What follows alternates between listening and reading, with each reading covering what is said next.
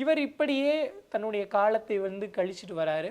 அப்படி கழிச்சிட்டு இருக்கிற போது இவருக்கு எதிரில் அதிசூரன் அப்படின்னு ஒரு வாழ்பயிற்சி ஆசிரியர் இருக்கார். இவர்கள் 2 பேருமே உறவுக்காரர்கள் தான்.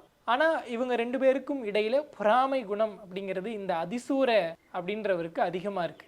என்ன காரணம்னா, இந்த அதிசூரனும் ஒரு வாழ்பயிற்சி ஆசிரியர் தான். ஆனால் அவர்கிட்ட மாணவர்கள் ரொம்ப ரொம்ப குறைவு. எல்லாருமே ஏனாதிநாத நாயனாரைத்தான் தேடி வாழ்பயிற்சி கற்றுக்கொள்ளவும் வேல் பயிற்சி கற்றுக்கொள்ளவும் போவாங்க. அப்படி இருக்கிற போது இவருக்கு வந்து மாணவர்களுடைய எண்ணிக்கை குறைஞ்சிட்டே வரதுனால இவருக்கு அவரை எதிர்த்து வந்து நாம் வந்து இந்த இடத்துல வெற்றியை நிலைநாட்டணும், இந்த அரச குடும்பங்களுக்கு நம்ம வந்து வாழ்பயிற்சியும் வேல் பயிற்சியும் கற்றுக் கொடுப்பது நாமத்தான் இருக்க வேண்டும் அப்படின்னு வந்து இவர் நினைக்கிறார்.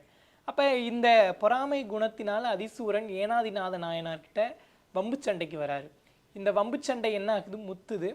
அப்போது என்ன கேட்குறாருன்னா அதிசூரன், என்னை எதிர்த்து நீ வந்து போரிடு, போரில் யார் வெற்றி பெறுறாங்களோ அவர்கள்தான் இனிமேல் அரச குடும்பத்திற்கு வந்து வாழ்பயிற்சி வந்து கற்றுக் கொடுக்கக்கூடிய ஒரு பேராசானாக திகழ வேண்டும் அப்படின்னு வந்து ஒரு நிபந்தனை வந்து விதிக்கப்படுது.